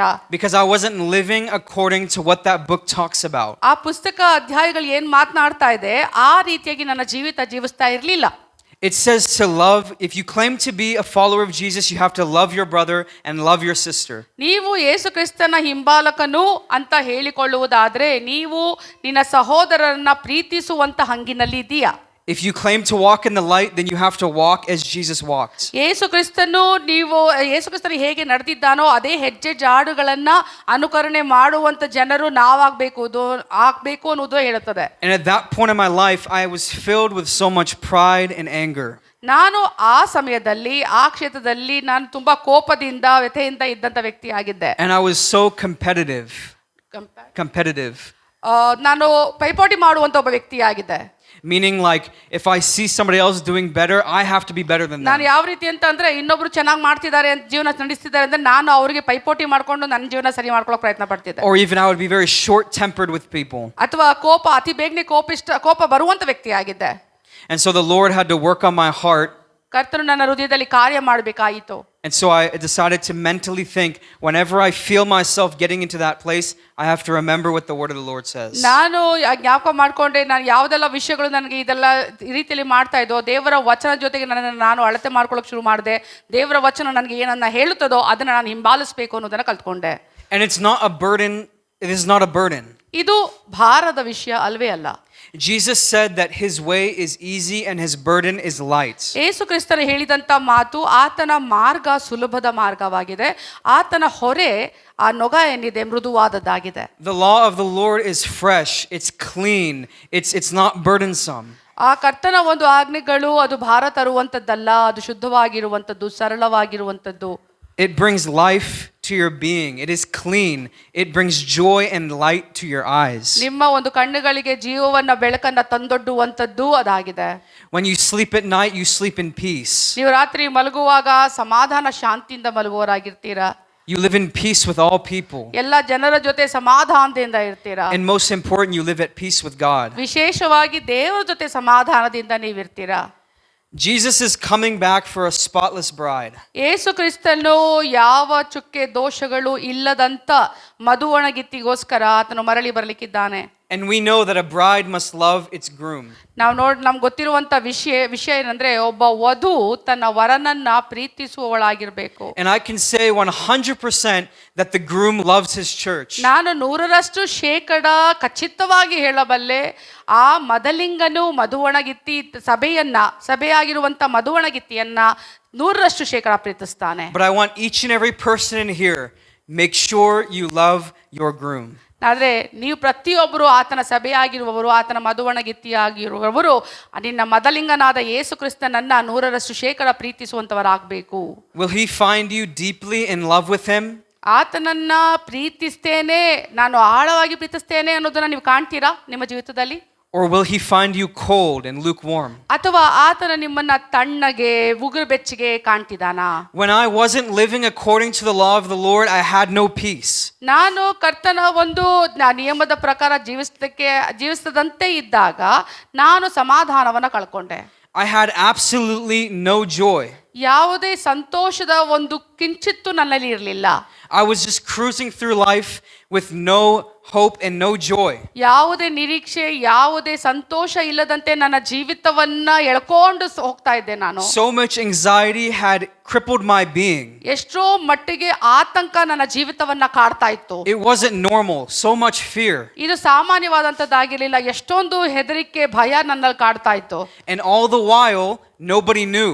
ಆದ್ರೆ ಈ ಎಲ್ಲ ಆ ಸಂಗತಿಗಳು ಆದಾಗಲೂ ಕೂಡ ಯಾರಿಗೂ ಅದರ ಬಗ್ಗೆ ಗೊತ್ತೇ ಆಗಿರ್ಲಿಲ್ಲ ನನ್ನ ಜೀವಿತದಲ್ಲಿ ಏನಾಗ್ತಾ ಇದೆ ಅಂತ. I wouldn't tell people, but people would see me on the outside and they would think I was holy. ನಾನು ಈ ಜನರಿಗೆ ಹೇಳ್ತಿರ್ಲಿಲ್ಲ ನನ್ನ ಜೀವಿತದಲ್ಲಿ ಏನಾಗ್ತಿದೆ ಅಂತ. ಆದ್ರೆ ಜನರು ನನ್ನನ್ನ ನೋಡುವಾಗ ಪರಿಶುದ್ಧವಾದ ವ್ಯಕ್ತಿ ಅನ್ಕೋತಿದ್ರು. But on the inside, I was not the case. ಆದ್ರೆ ಒಳಗಡೆ ಅಂತರಂಗದಲ್ಲಿ ನಾನು ಹಾಗಿರ್ಲಿಲ್ಲ. People would come up to me and say, "Oh, you're such an awesome man of God." ಜನರು ಬಂದು ನನ್ನ ಹತ್ರ ಮಾತನಾಡ್ತಿದ್ರು, ಎಂತ ಅದ್ಭುತನಾದ ವ್ಯಕ್ತಿ ನೀನು ಅಂತ. But I knew who I truly was. ಆದ್ರೆ ನನಗ್ ಮಾತ್ರ ಗೊತ್ತಿತ್ತು ನಾನು ನಿಜವಾಗಿ ನಾನು ಏನು ಅನ್ನೋದು. But when I surrendered fully and I realized something, ನಾನು ನನ್ನ ಜೀವಿತವನ್ನ ಸಂಪೂರ್ಣವಾಗಿ ಒಪ್ಪಿಸಿಕೊಟ್ಟಾಗ ನಾನು ಒಂದ್ ಸಂಗತಿನ ಕಲ್ತ್ಕೊಂಡೆ. I had to come to the realization that I was full of pride. ನಾನು ಸಂಪೂರ್ಣ ಮನವರಿಕೆಗೆ ಬರಬೇಕಾಗಿತ್ತು. ನಾನು ಗರ್ವಿಷ್ಠ ಅನ್ನುವುದರ ಕುರಿತಾಗಿ ನನಗೆ I was ಗೊತ್ತುಪಡಿಸಬೇಕಾಗಿತ್ತು. literally so full of greed. ನಾನು ಎಷ್ಟು ದುರಾಸೆ ಉಳ್ಳವನಾಗಿದ್ದೆ ಅನ್ನೋದು ಗೊತ್ತಾಯಿತು. And I had become so bad that I was worshiping my calling more than the one who called me. ನಾನು ಎಷ್ಟು ಮಟ್ಟಿಗೆ ನಾನು ದುರಾಸೆಲಿದ್ದೆ ಅಂತಂದ್ರೆ ಕರೆಯುವಿಕೆಗೆ ಹೆಚ್ಚಿನ ಆದ್ಯತೆಯನ್ನು ಕೊಟ್ಟೆ, ಕರೆದಾತನಿಗೆ ಕೊಡುವಂತ ಆದ್ಯತೆಗಿಂತಲೂ ಹೆಚ್ಚಾಗಿ. I began to idolize the ministry more than I began to worship Jesus. ನಾನು ಸೇವೆಗೆ ಹೆಚ್ಚಿನ ಮಹತ್ವವನ್ನ ಅದನ್ನ ವಿಗ್ರಹವನ್ನಾಗಿ ನಾನು ಮಾಡಿಕೊಂಡೆ, ಯೇಸುವಿಗೆ ಆ ಮಹತ್ತನ್ನ ಕೊಡುವುದನ್ನ ಬಿಟ್ಟು. I would only be right and go to him when I needed something from him or to be used by God. ನಾನು ದೇವರಿಂದ ಏನಾದ್ರು ಪಡ್ಕೋಬೇಕು, ದೇವರಿಂದ ಉಪಯೋಗಿಸಲ್ಪಡಬೇಕು ಅನ್ನುವಂತ ಒಂದು ಆ ದುರಾಸೆಯಿಂದ ಆತನ ಬಳಿಗೆ ನಾನು ಮಾತ್ರ ಹೋಗ್ತಾ ಇದ್ದೆ. But when I repented and I cried before the Lord, ನಾನು ಪಶ್ಚಾತ್ತಾಪ ಪಟ್ಟು ಕರ್ತನಲ್ಲಿ ನಾನು ಮೊರೆ ಇಟ್ಟಾಗ, I asked him to forgive me for claiming to know him, but without keeping my heart close to him. ನಾನು ಆತನಲ್ಲಿ ನನ್ನ ಹೃದಯವನ್ನು ಸಂಪೂರ್ಣವಾಗಿ ಇಡದಂತೆ ನಾನು ಹತ್ತಿರವಾಗಿದ್ದೀನಿ ಅನ್ನುವಂಥ ಮನವರಿಕೆಯಲ್ಲಿ ಅನ್ಕೊಂಡು ನಾನು ಇದನ್ನಲ್ಲ, ಆ ವಂಚನೆಗೆ ನಾನು ಕ್ಷಮಾಪಣೆ ಪಶ್ಚಾತ್ತಾಪ ಕೇಳಿದೆ ನಾನು. And his grace and his mercy was sufficient for me in that moment, and it is sufficient for you as well. ಆತನ ಕೃಪೆ ಮತ್ತು ಕರುಣೆಯು ಆ ಸಮಯದಲ್ಲಿ ನನಗೆ ಸಾಕಾಗಿತ್ತು. ಅದೇ ರೀತಿ ನಿಮ್ಮ ಜೀವಿತಕ್ಕೂ ಕೂಡ ಆತನ ಕೃಪೆ ಕರುಣೆ ಸಾಕು. If there's anyone in here who's dealing with the same thing I did, I'm telling you that he's there with open arms to receive you. ನಾನು ಹೇಳ್ತಿದ್ದೇನೆ, ನಾನು ಹೋದಂಥ ಸಂದರ್ಭಗಳು, ಸನ್ನಿವೇಶಗಳಲ್ಲಿ ಆ ಸಂಗತಿಗಳು ಯಾವ ತೊಳಲಾಟದಲ್ಲಿ ನಾನು ಹಾದು ಹೋದ್ನಲ್ಲೋ ಅದೇ ರೀತಿ ನಿಮ್ಮಲ್ಲೂ ಕೂಡ ಅದೇ ರೀತಿಯಲ್ಲಿ ಹಾದು ಹೋಗುತ್ತಿರುವುದಾದರೆ ನಿಮಗೆ ಒಂದು ಭರವಸೆ ಏನಂತಂದ್ರೆ ಯೇಸು ಕ್ರಿಸ್ತನು ಇದ್ದಾನೆ ಆತನ ಕರುಣೆ ಮತ್ತು ಕೃಪೆಯನ್ನು ಕೊಡುವುದಕ್ಕಾಗಿ. I came back to this simple gospel. ನಾನು ಅದೇ ಮತ್ತೆ ಸರಳವಾದ ಸುವಾರ್ತೆಯೆಡೆಗೆ ಮತ್ತೆ ಬಂದೆ. To meditate on what the Lord had done for me. ಕರ್ತರು ನನಗೋಸ್ಕರ ಏನನ್ನ ಮಾಡಿ ಮುಗಿಸಿದ್ದಾರೆ ಅನ್ನುವುದನ್ನ ಧ್ಯಾನ ಮಾಡಿದೆ. I made it a purpose that I wouldn't seek God just to be used by him, but I would seek him for who he is. ನಾನು ನನ್ನ ಜೀವಿತದಲ್ಲಿ ನಿರ್ಧಾರವನ್ನ ಮಾಡಿಕೊಂಡೆ, ಆತನು ಏನಾಗಿದ್ದಾನೆ ಅನ್ನೋದಕ್ಕೆ ಮಾತ್ರ ನಾನು ಆತನ ಹುಡುಕ್ತೀನಿ. ಆತನು ನನಗೋಸ್ಕರ ಏನ್ ಮಾಡ್ಲಿಕ್ಕಿದ್ದಾನೆ ಅಥವಾ ಏನ್ ಕೊಡ್ತಾನೆ ಅನ್ನೋದನ್ನ ಬಿಟ್ಟು. I wouldn't have a conditional love like, "Oh Jesus, if you give me this, then I'll love you." ನಾನು ಒಂದು ರೀತಿಯಲ್ಲಿ ಮನವರಿಕೆ ಪ್ರೀತಿ ಅನ್ನುವಂಥದ್ದಲ್ಲ, ದೇವರೇ ನೀನು ನಾನು ಕೊಡುವುದಾದ್ರೆ ನಾನು ನಿನ್ನನ್ನು ಮಾಡ್ತೀನಿ, ನಿನ್ನ ಪ್ರೀತಿಸ್ತೀನಿ, ಈ ರೀತಿಯಾದ ಪ್ರೀತಿ ಅಲ್ಲ. No, but to love him and bless his name even when things were not great. ಸಂಗತಿಗಳು ಚೆನ್ನಾಗಿ ನಡೆಯದೇ ಇದ್ದಾಗಲೂ ಕೂಡ ನಾನು ಆತನ ಬಳಿಗೆ ಹೋಗ್ತೇನೆ, ಆತನ ಹುಡುಕ್ತೇನೆ, ಆತನನ್ನ ಬಯಸ್ತೇನೆ ಅನ್ನುವಂಥ ಪ್ರೀತಿಯಿಂದ ಹೋಗಬೇಕು ಅನ್ನೋದನ್ನ. I made it a point without a shadow of a doubt that I would kill anything in my life that was against Jesus. ಯಾವ ಒಂದು ಸಂಶಯವಿಲ್ಲದ ಸಂಗತಿಗಳು ಬರಗೊಡದಂತೆ ನಾನು ಯೇಸುವನ್ನ ಪ್ರೀತಿಸ್ತೇನೆ, ಹಿಂಬಾಲಿಸ್ತೇನೆ ಅನ್ನುವಂಥ ಭರವಸೆ, ದೃಢ ನಿಶ್ಚಿತೆಯಲ್ಲಿ ಮುಂದೆ ಹೋದೆ. If it offends him, I don't want it. If it offends him, I don't want it. ಆತನಿಗೆ ಅದು ನೋವುಂಟು ಮಾಡುವುದಾದ್ರೆ, ಬೇಸರ ತರಿಸುವುದಾದ್ರೆ ಅದು ನನಗೆ ಬೇಡ ಅಂತ ಹೇಳುವುದು. If it grieves the Holy Spirit, I want nothing to do with it. ಪರಿಶುದ್ಧಾತ್ಮನಿಗೆ ನೋವನ್ನ ತರ್ತಾ ಇರುವುದಾದ್ರೆ ಅಂತ ವಿಷಯಗಳು ನನಗೆ ಬೇಡ. I even came to the point where I had to give up things that other people think are okay. ಎಷ್ಟೋ ಜನರು ಸಂಗತಿಗಳು ಪರವಾಗಿಲ್ಲ ಅಂತ ಅನ್ಕೊಳ್ತಾರಲ್ಲ, ಆ ಪರವಾಗಿಲ್ಲ ಅನ್ನುವಂಥ ಸಂಗತಿಗಳನ್ನ ಬಿಟ್ಕೊಡ್ಬೇಕಾಗಿರುವಂಥ ಸಂದರ್ಭಕ್ಕೂ ನಾನು ಬಂದೆ. But I didn't want to look for the bare minimum. What's the most I can do to and still be saved? ಕೆಲವರು ಅನ್ಕೊಳ್ತಾರೆ ಸಂಗತಿಗಳನ್ನ ಮಾಡ್ಬೋದು, ಪರವಾಗಿಲ್ಲ ರಕ್ಷಣೆನಲ್ಲಿ ಹೊಂದಿದ್ದೀನಲ್ಲ ಅಂತ ಮುಂದುವರ್ಸ್ಕೊಂಡು ಹೋಗ್ಬೋದು ಅನ್ಕೋತೀವಿ. Like, what's the most things I can get away with and still be good with God? ಎಷ್ಟೋ ಸಂಗತಿಗಳನ್ನ ನಾನು ಮಾಡ್ಬೋದು, ತಪ್ಪಿಸ್ಕೊಂಡು ಹಾಗೆ ಹೋಗ್ತಾನೋ ಕರ್ತನಲ್ಲೂ ಹಾದು ಹೋಗ್ಬೋದು ಅಂತ ಅನ್ಕೊಳ್ಳುವಂತ ಪರಿ. No, I had to get in the Word and see that if even it comes and offends him even one little bit, it's out of my life. ಒಂದು ಕಿಂಚಿತ್ತು ಕೂಡ ಕರ್ತನಿಗೆ ಅದು ನೋವುಂಟು ಮಾಡ್ತಾ ಇದೆ ಅನ್ನುವಂಥ ಮನವರಿಕೆ ನನಗೆ ಆಗ್ಬಿಟ್ರೆ ಅದು ನನಗೆ ಬೇಡ, ನನ್ನ ಕರ್ತನನ್ನ ಮಾತ್ರ ನಾನು ಹುಡುಕುತ್ತೇನೆ ಅನ್ನುವಂಥದ್ದು ನನ್ನ ಮನಸ್ಸಿಗೆ ಬಂತು. When something comes up in me right now, even to this day, if something tries to come back from my past, ಇವತ್ತಿನವರೆಗೂ ಕೂಡ ನನ್ನ ಗತಕಾಲದ ವಿಷಯಗಳು ಯಾವುದೇ ಒಂದು ಸಂಗತಿಗಳು ಕೊಂಚಿತ್ತು ಎದ್ರೂ ಕೂಡ ನನ್ನ ಜೀವಿತದಲ್ಲಿ I come before the throne honestly and boldly and I ask him to help me. ನಾನು ಧೈರ್ಯವಾಗಿ ಆತನ ಕೃಪಾಸನದ ಬಳಿಗೆ ಹೋಗ್ತೇನೆ, ಆತನ ಕೇಳ್ಕೊಳ್ತೇನೆ ನನಗೆ ಸಹಾಯ ಮಾಡಲಿಕ್ಕೆ. And I hide nothing from his face. ಆತನ ಮುಂದೆ ನಾನು ಯಾವುದನ್ನು ಕೂಡ ಬಚ್ಚಿಡುವುದಿಲ್ಲ. While I did things for him, ನಾನೆಲ್ಲ ಅದನ್ನಗೋಸ್ಕರ ಮಾಡಿದ್ದೇನೆ in the past, ಗತಕಾಲದಲ್ಲಿ. my heart was like the church from Ephesus. ನನ್ನ ಹೃದಯ ಎಫೆಸದ ಸಭೆಯ ಹೃದಯದ ರೀತಿಯಲ್ಲಿತ್ತು. But after killing my flesh, ಆದ್ರೆ ನನ್ನ ಶರೀರ ಭಾವವನ್ನ ಕೊಂದ ಮೇಲೆ and coming back to intimacy, the original intimacy I had with Jesus, ನಾನು ಆ ಒಂದು ಆಂತರಿಕವಾದ ಬಾಂಧವ್ಯದ ಒಂದು ಸಮ್ಮಿಲನಕ್ಕೆ ಬಂದಾಗ I had to learn to make him the living fountain I need daily. ಜೀವಕರವಾದ ಬುಗ್ಗೆ ರೀತಿಯಲ್ಲಿ ಆತನ ನೋಡ್ಲಿಕ್ಕೆ ಶುರು ಮಾಡಿದೆ. ಪ್ರತಿನಿತ್ಯ ಆ ಜೀವಕರವಾದ ಬುಗ್ಗೆ ನನಗೆ ಬೇಕು ಅನ್ನುವಂಥ ಅನ್ನೋಷ್ಟು ಮಟ್ಟಿಗೆ I had to be completely obsessed with Jesus to the point that without him it would be better not to exist. ಎಷ್ಟು ಮಟ್ಟಿಗೆ ನನಗೆ ಆತನ ಮೇಲೆ ಆಸೆ ಮತ್ತು ಪ್ರೀತಿ ಇತ್ತು ಅಂತ ಅಂದ್ರೆ ಆತನ ಇಲ್ಲ ಅಂದ್ರೆ ನನ್ನ ಜೀವಿತ ವ್ಯರ್ಥ, ನನಗೆ ಈ ಜೀವಿತನೇ ಬೇಡ ಅನ್ನೋಷ್ಟು ಮಟ್ಟಿಗೆ. You have to make it up in your life. It's Jesus or it's nothing. ಅದು ನಿಮ್ಮ ಜೀವಿತದಲ್ಲಿ ಈ ರೀತಿಯಾಗಿ ನೀವು ನಿರ್ಧಾರ ಮಾಡ್ಕೊಳ್ಬೇಕು. ಏಸು ಮಾತ್ರ ಬೇಕು, ಏಸು ಇಲ್ಲ ಅಂದ್ರೆ ಏನು ಬೇಡ ಅಂತ. We need to bring purity back into our lives. ನಮ್ಮ ಜೀವಿತಕ್ಕೆ ಪರಿಶುದ್ಧತೆಯನ್ನ ಮತ್ತೆ ನಾವು ಪುನರ್ಸ್ಥಾಪನೆ ಮಾಡಬೇಕು. Jesus said in Matthew 5, he said, "The pure in heart will see God." ನಾವು ನೋಡ್ತೇವೆ ಮತ್ತಾಯನ ಸುವಾರ್ತೆ 5ನೇ ಅಧ್ಯಾಯದಲ್ಲಿ ನಾವು ನೋಡ್ತೇವೆ ಮೃದುವಾದ ಹೃದಯವುಳ್ಳವರು ಕರ್ತನನ್ನ ಕಾಣುವರು ಅಂತ. I want to be counted among those who are called pure in heart. ಹೃದಯದಲ್ಲಿ ಶುದ್ಧತೆಯನ್ನ ಹೊಂದಿಕೊಂಡಂತ ಜನರ ಮಧ್ಯದಲ್ಲಿ ನಾನು ಕೂಡ ಎಣಿಸಲ್ಪಡಬೇಕು ಅಂತ ಬಯಸ್ತೇನೆ. I want to be counted among those who say, "Well done, my good and faithful servant." ನಾನು ಯಾರ ಜನರ ಮಧ್ಯದಲ್ಲಿ ಕಾಣಬೇಕು ಅಂತ ಇಷ್ಟಪಡ್ತೇನೆ ಅಂದ್ರೆ ಯೇಸು ಕ್ರಿಸ್ತನ ನಮ್ಮನ್ನ ನೋಡಿ ಒಳ್ಳೇದು ಮಾಡಿದೆ, ನನ್ನ ಒಳ್ಳೆಯ ಸೇವಕನೇ ಅಂತ ಕೇಳುವಂತ ಶಬಾಷ್ಗಿರಿಯನ್ನು ಕೇಳಬೇಕು ಅಂತ ಬಯಸ್ತೇನೆ. I don't want to be the believer who just gets past the fire. There's a believer that Paul talks about that just escapes the fire, just that, like that. ವಿಶ್ವಾಸಿಗಳು ಆ ಬೆಂಕಿಯಲ್ಲಿ ಹಾದು ಹೋಗೋದಲ್ಲ, ಮೇಲ್ಗಡೆ ಮಾತ್ರ ಹಾರ್ಕೊಂಡು ಹೋಗ್ತೀನಿ ಅಂತ ಅನ್ಕೋತಾರಲ್ಲ, ಆ ರೀತಿಯಾಗಿ ಆಗದಂತೆ ಆ ಬೆಂಕಿಯ ಮೂಲಕವಾಗಿ ತೂರಿಕೊಂಡು ಹೋಗುವಂತ ವಿಶ್ವಾಸಿ ಆಗ್ಬೇಕು ಅಂತ. I want to be completely enraptured by his love that when I see him I have no fear.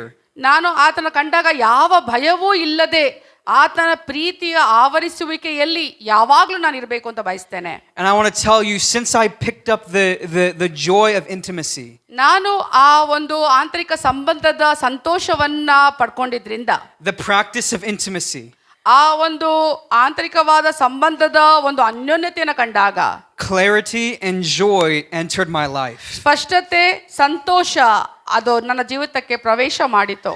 Peace which passes all understanding entered my life. ಎಲ್ಲಕ್ಕೂ ಮಿಗಿಲಾದಂತ ಸಮಾಧಾನ, ಶಾಂತಿಯು ನನ್ನ ಜೀವಿತಕ್ಕೆ ಪ್ರವೇಶ ಮಾಡಿತು. How many know that there's a blessing from the Lord when you obey his commands and when you love him? ಎಷ್ಟು ಜನರಿಗೆ ಗೊತ್ತು, ನೀವು ಆತನ ಪ್ರೀತಿಸುವಾಗ, ಆತನ ಆಜ್ಞೆಗಳನ್ನು ಅನುಸರಿಸಿ ನಡೆಯುವಾಗ ಅದು ಒಂದು ಆಶೀರ್ವಾದವಾಗಿದೆ, ಸಂತೋಷವುಳ್ಳದ್ದಾಗಿದೆ ಅಂತ. If you read Deuteronomy 28, there's blessings for obedience and there's curses for disobedience. ಧರ್ಮೋಪದೇಶಕಾಂಡ 28ನೇ ಅಧ್ಯಾಯದಲ್ಲಿ ನಾವು ನೋಡ್ತೇವೆ ಆತನಿಗೆ ವಿಧೇಯರಾಗುವಾಗ ಎಂತ ಆಶೀರ್ವಾದವಿದೆ, ಅವಿಧೇಯತ್ವದಿಂದ ಹೋಗುವಾಗ ಯಾವ ರೀತಿಯಾದ ಶಾಪಗಳು ನಮ್ಮನ್ನು ಹಿಂಬಾಲಿಸುತ್ತದೆ ಎನ್ನುವುದನ್ನ. Hallelujah. And this is my purpose for sharing. ಇದು ನಾನು ಹಂಚಿಕೊಳ್ಳುವುದರ ಉದ್ದೇಶ ಇದಾಗಿದೆ. To call you to love Jesus more. ಯೇಸುವನ್ನ ನಿಮ್ಮ ಜೀವಿತದಲ್ಲಿ ಹೆಚ್ಚಾಗಿ ಪ್ರೀತಿಸುವುದಕ್ಕೆ ಕರಿಬೇಕು ಅನ್ನುವಂತ ಕರೆ. And Jesus says in his word, the very words of the very person that, come on, we're all sitting here for one man, right? ನಾವೆಲ್ಲರೂ ಇಲ್ಲಿ ಕುಳಿತುಕೊಂಡಿರೋದು ಆ ಒಬ್ಬ ವ್ಯಕ್ತಿಗೋಸ್ಕರ ಮಾತ್ರ ಅಲ್ವಾ? And who is that man? ಆ ವ್ಯಕ್ತಿ ಯಾರು? And guess, if you're all sitting here taking time out of your day to be in this church, ನೀವು ನಿಮ್ಮ ಸಭೆಯನ್ನು ತೆಗೆದುಕೊಂಡು ಈ ಸಭೆಯಲ್ಲಿ ಇಲ್ಲಿ ಕುತ್ಕೊಂಡು ಕೇಳಿಸ್ಕೊಳ್ತಾ ಇದ್ದೀರಾ, then you would listen to his word and not mine when I tell you this. ನಾನು ಹೇಳುವಾಗ ನನ್ನ ಮಾತುಗಳನ್ನ ಕೇಳುವವರಲ್ಲ, ನೀವು ಆತನ ಮಾತುಗಳನ್ನ ಕೇಳುವವರಾಗಿದ್ದೀರಾ. He said, if you love me, you will keep my commands. ಆತನು ಹೇಳಿದಂತ ಮಾತು, ನೀನು ನನ್ನ ಪ್ರೀತಿಸುವುದಾರೆ ನೀನು ನನ್ನ ಆಜ್ಞೆಗಳನ್ನ ಅನುಸರಿಸಿ ನಡೆಯುವೆ. Jesus said, I oftentimes I read the last words that Jesus spoke to his disciples in John. ಯೋಹಾನ ಬರೆದ ಸುವಾರ್ತೆಯಲ್ಲಿ ಯೇಸು ಕ್ರಿಸ್ತನು ತನ್ನ ಶಿಷ್ಯರ ಜೊತೆ ಅಂತಿಮ ದಿವಸಗಳಲ್ಲಿ ಮಾತನಾಡಿದಂಥ ಮಾತುಗಳನ್ನು ಪದೇ ಪದೇ ನಾನು ಅದನ್ನು ಓದ್ತಾ ಇರ್ತೇನೆ. Go and read that when you get a chance. John 14 through 17. ಅದನ್ನ ಯೋಹಾನ ಬರೆದ ಸುವಾರ್ತೆ 14ನೇ ಅಧ್ಯಾಯದಿಂದ 17ನೇ ಅಧ್ಯಾಯದವರೆಗೂ ಕೂಡ ನೀವು ದಯವಿಟ್ಟು ಅದನ್ನ ಓದಿ ನಿಮ್ಮ ಮನೆಯಲ್ಲಿ ಅಂತ ಹೇಳ್ತೇನೆ. And Jesus even says, he says, I've called you my friends. ಆತರ ಯೇಸು ಕ್ರಿಸ್ತನು ನಮಗೆ ಹೇಳಿದಂತ ಮಾತು ಏನಂತಂದ್ರೆ, ನಾನು ನಿಮ್ಮನ್ನು ನನ್ನ ಸ್ನೇಹಿತರು ಅಂತ ಕರೀತೇನೆ. That means something to me so deeply. ಅದು ನನಗೆ ಆಳವಾಗಿ ನನಗೆ ಮನಸ್ಸಿಗೆ ಮುದ ಕೊಡುವಂತ ವಿಷಯ ಅದು. I don't want to do anything to hurt him. ಆತನಿಗೆ ನೋವುಂಟು ಮಾಡುವಂತ ಯಾವ ವಿಷಯಗಳನ್ನ ನಾನು ಮಾಡ್ಲಿಕ್ಕೆ ಇಷ್ಟ ಇಲ್ಲ. You know, church for many people has become a relationless system. ಸಭೆಯಲ್ಲಿ ಎಷ್ಟೋ ಜನರು ಒಂದು ಕರ್ತನ ಜೊತೆಗೆ ಸಂಬಂಧವಿಲ್ಲದ ಒಂದು ವ್ಯವಸ್ಥೆ ಆಗೋಗ್ಬಿಟ್ಟಿದ್ದಾರೆ. But Jesus has so much more for you. ಆದ್ರೆ ಯೇಸು ಕ್ರಿಸ್ತನು ಅದೆಲ್ಲದಕ್ಕಿಂತ ಮಿಗಿಲಾಗಿ He calls you a son. ಆತ ನಿಮ್ಮನ್ನ ಮಗ ಅಂತ ಕರೀತಾರೆ, He calls you a daughter. ನಿಮ್ಮನ್ನ ಮಗಳು ಅಂತ ಕರೀತಾರೆ. And he tells you to cry out, Abba, Father. ನಿಮ್ಮನ್ನ ಆತನನ್ನ ಕರೀರಿ ಅಂತ ಹೇಳ್ತಾನೆ, ಅಪ್ಪ ತಂದೆಯೇ ಅಂತ ಕರಿ ಅಂತ ಹೇಳ್ತಾನೆ. But there's so many people that even I have met that talk to him like someone they never met before. ಎಷ್ಟೋ ಜನರು ನನ್ನ ಗೊತ್ತಿರುವಂತ ಜನರು ಆತನನ್ನ ಹೇಗೆ ಮಾತಾಡ್ತಾರೆ ಅಂದ್ರೆ, ಅವ್ನು ಯಾರೋ ಗೊತ್ತಿಲ್ವೇನೋ ಅನ್ನೋ ರೀತಿ ಮಟ್ಟಿಗೆ ದೇವ್ರ ಜೊತೆ ಮಾತಾಡ್ತಾರೆ. Hallelujah. But we were called to spend time with him. ಆದ್ರೆ ಆತನ ಜೊತೆ ನಾವು ಸಮಯವನ್ನ ಕಳಿಬೇಕು ಅಂತ ಕರೆಯಲ್ಪಟ್ಟಂತ ಜನರು, To talk with him. ಆತನ ಜೊತೆ ಮಾತಾಡಿ, like a child sees his father. ಒಬ್ಬ ಮಗು ತನ್ನ ತಂದೆ ಕಡೆಗೆ ಯಾವ ರೀತಿಯಲ್ಲಿ ದಿಟ್ಟಿಸ್ತಾನೋ ಅದೇ ರೀತಿಯಲ್ಲಿ. Do you know why Jesus loved children so much? ಯಾಕೆ ಯೇಸು ಚಿಕ್ಕ ಮಕ್ಕಳನ್ನ ಪ್ರೀತಿಸಿದ್ರು ಗೊತ್ತಾ? Because they would just be so innocent and so pure and so authentic with Jesus. ಅವರು ಮುಗ್ಧರಾದಂಥವರು, ಶುದ್ಧವಾದಂಥವರು, ಅವರು ಇದ್ದಾಗೆ ಇದ್ದು ತೋರಿಸುವಂಥವರಾಗಿದ್ರು. So when we come to Jesus in prayer, ನಾವು ಯೇಸು ಕ್ರಿಸ್ತನ ಬಳಿಗೆ ಪ್ರಾರ್ಥನೆ ಮೂಲಕವಾಗಿ ಬಂದಾಗ we shouldn't try to hide anything in our life, because truly I tell you, he sees everything. ನಮ್ಮ ಜೀವಿತದಲ್ಲಿ ಕೆಲವೊಂದು ವಿಷಯಗಳನ್ನ ಬಚ್ಚಿಟ್ಕೊಂಡು ಆತನ ಮುಂದೆ ಹೋಗುವುದಲ್ಲ. ನಿಜವಾಗಿ ಹೇಳ್ಬೇಕಂದ್ರೆ ಆತನಿಗೆ ಎಲ್ಲವೂ ಕೂಡ ಗೊತ್ತಿದೆ, ನಮ್ಮ ಜೀವಿತದಲ್ಲಿ ಏನೆಲ್ಲ ಆಗ್ತಾ ಇದೆ, ಬಚ್ಚಿಡಕ್ಕೆ ಸಾಧ್ಯನೇ ಇಲ್ಲ. And so I ask you finally, ನಾನು ಕಡೆದಾಗಿ ಕೇಳುವಂಥದ್ದು, do you love Jesus enough to actually practice his word? ನೀವು ಆತನ ವಚನಕ್ಕೆ ನಿಯಮದಿಂದ ಬದ್ಧತೆಯಲ್ಲಿ ಇರುವಷ್ಟು ಮಟ್ಟಿಗೆ ನೀವು ಆತನ ಪ್ರೀತಿಸ್ತೀರಾ ಅನ್ನೋದು. Do you love Jesus enough to treat your wife better? ನಿನ್ನ ಹೆಂಡತಿಯನ್ನ ಚೆನ್ನಾಗಿ ನಾನು ಪರಿಗಣಿಸಬೇಕು ಅನ್ನೋಷ್ಟರ ಮಟ್ಟಿಗೆ ಯೇಸುವನ್ನ ಪ್ರೀತಿಸ್ತೀರಾ? Do you love Jesus enough to treat your husband better? ನಿನ್ನ ಗಂಡನ ಜೊತೆ ನಾನು ಸರಿಯಾಗಿ ನಡ್ಕೋತೀನಿ ಅನ್ನೋಷ್ಟರ ಮಟ್ಟಿಗೆ ಯೇಸುವನ್ನ ಪ್ರೀತಿಸ್ತೀರಾ? Do you love Jesus enough to speak about him to other people, even if you know that people are going to ridicule you? ಯಾವ ಜನರು ನೀವು ಆ ಯೇಸುವಿನ ಬಗ್ಗೆ ಆ ಜನರಿಗೆ ಹೇಳಿದ ತಕ್ಷಣ ಆ ಜನರು ನಿಮ್ಮನ್ನ ಕೊಂದಾಕ್ಬೋದು ಅಂತ ಗೊತ್ತಿದ್ರು ಕೂಡ ಅಷ್ಟರ ಮಟ್ಟಿಗೆ ಯೇಸುವನ್ನ ಪ್ರೀತಿಸೋ ಮಟ್ಟಿಗೆ ಸಾಕಷ್ಟು ಅಷ್ಟು ಪ್ರೀತಿಸ್ತೀರಾ ಅನ್ನೋದು ಪ್ರಶ್ನೆ. Do you love Jesus enough to stop cursing and swearing? ನೀವು ಶಪಿಸೋದು, ಇನ್ನೊಬ್ಬರ ಬಗ್ಗೆ ಬೈದಾಡೋದು ನಿಲ್ಲಿಸುವಷ್ಟು ಮಟ್ಟಿಗೆ ಯೇಸುವನ್ನ ಪ್ರೀತಿಸ್ತೀರಾ? Do you have enough Jesus do you love Jesus enough if you are to stop getting drunk or drinking alcohol? ಮದ್ಯಪಾನ ಕುಡಿಯೋದನ್ನ ನಿಲ್ಲಿಸ್ತೇನೆ ಅನ್ನೋಷ್ಟು ಮಟ್ಟಿಗೆ ಯೇಸುವನ್ನ ಪ್ರೀತಿ ಮಾಡ್ತೀರಾ?